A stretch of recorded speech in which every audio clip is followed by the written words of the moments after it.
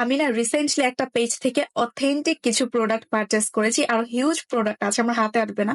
একটা আমি তোমাদের সাথে শেয়ার করি চালা।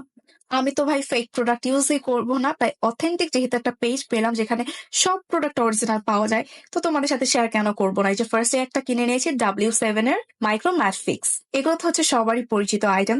দেন হচ্ছে এরপর থাকছে একটা সানস্ক্রিন যেটাতে SPF 50+ আছে। এরপর হচ্ছে অ্যানোয়া ক্লিফ 70 সুদিং ক্রিম।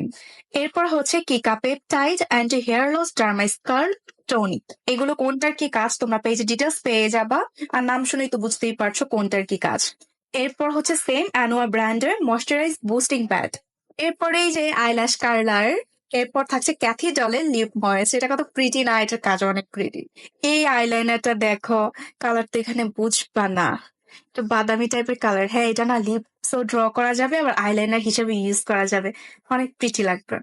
বিউটি গ্লেজের এই জিনিসটা দেখো, এটা আমার কাছে এত বেশি ভালো লাগছে। এক সাইডে হচ্ছে আইলাইনার কত সুন্দর শার্প করা, আরেক সাইডে হচ্ছে এই যে আইব্রো আর্টের।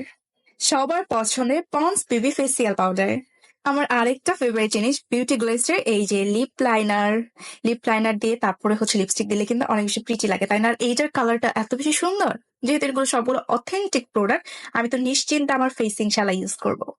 আমি তোমাদের সুবিধার জন্য ক্যাপশনে হচ্ছে পেজ লিঙ্কটা দিয়ে দিব, ওখানে কিন্তু তোমরা স্কিন কেয়ার মেকআপ আইটেম সব একদম 100% অরিজিনালটা পেয়ে যাচ্ছে Studio 4 Pixel পেজটাতে।